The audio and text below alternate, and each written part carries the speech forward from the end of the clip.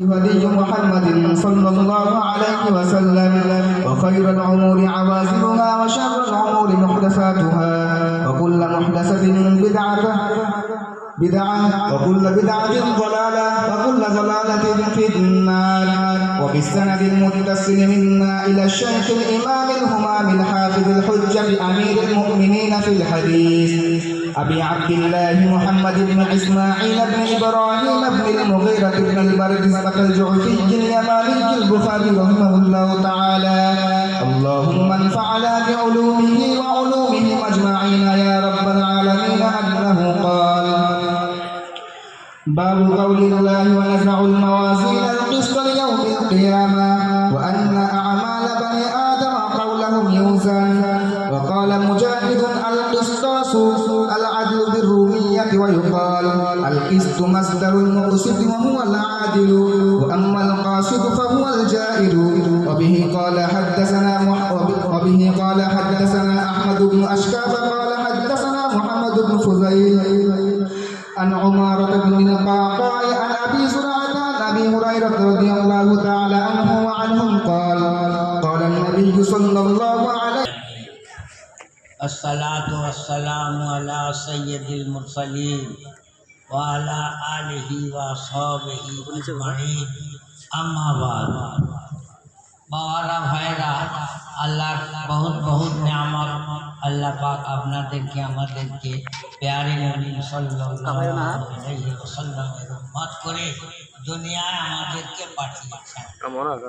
এর চেয়ে বড় নিয়ামত আর কিছু হতে পারেনি। কারণ ঈমান যদি না থাকে তাহলে নবীজির চাচা আবু তালিব তাকেও পর্যন্ত চিরকাল জাহান্নামে থাকতে হবে ঈমান না থাকার কারণে। তাহলে ঈমান যে আল্লাহ আমাদেরকে দিয়েছেন এটা হলো দুনিয়ার মধ্যে সবচাইতে বড় নিয়ামত। এবং আমাদের সবসময় আল্লাহর কাছে এই ফরিয়াদ করতে হবে, আল্লাহ পাক মেহেরবানি করে আমাদেরকে ঈমানের সঙ্গে আসানের সঙ্গে খাতিমা বিল খায়র নসিব করবেন।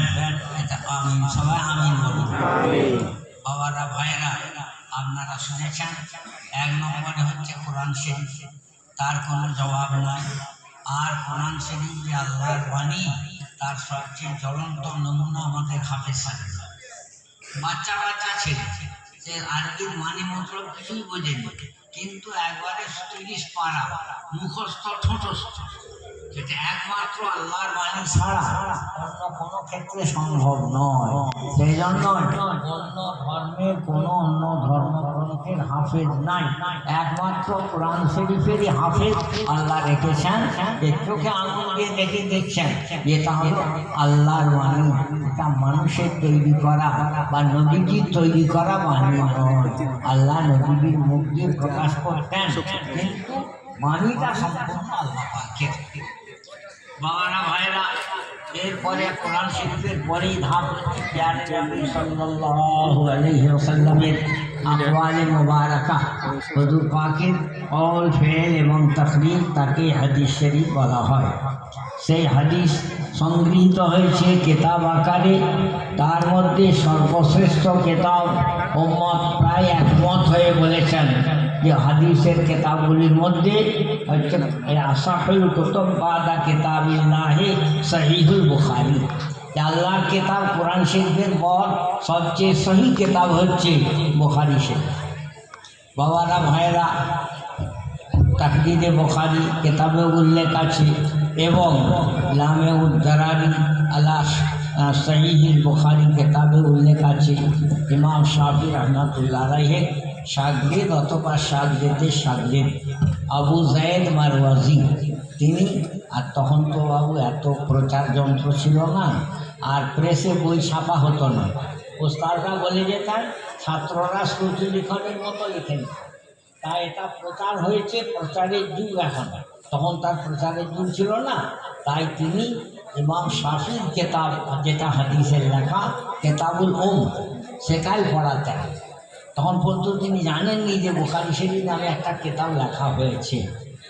একদিন হঠাৎ ঘুম ধরে গেছে, কাবা শরীফ এলাকার, যেটাকে হারম শরীফ বলে, ওইখানে ঘুমিয়ে পড়েছেন। তখন স্বপ্নে দেখছেন প্যারে নবী সাল্লাল্লাহু আলাইহি ওয়াসাল্লাম তাকে বলছেন, আবু যায়েদ আর কতদিন ইমাম শাফির লেখা কিতাবটা পড়াবে?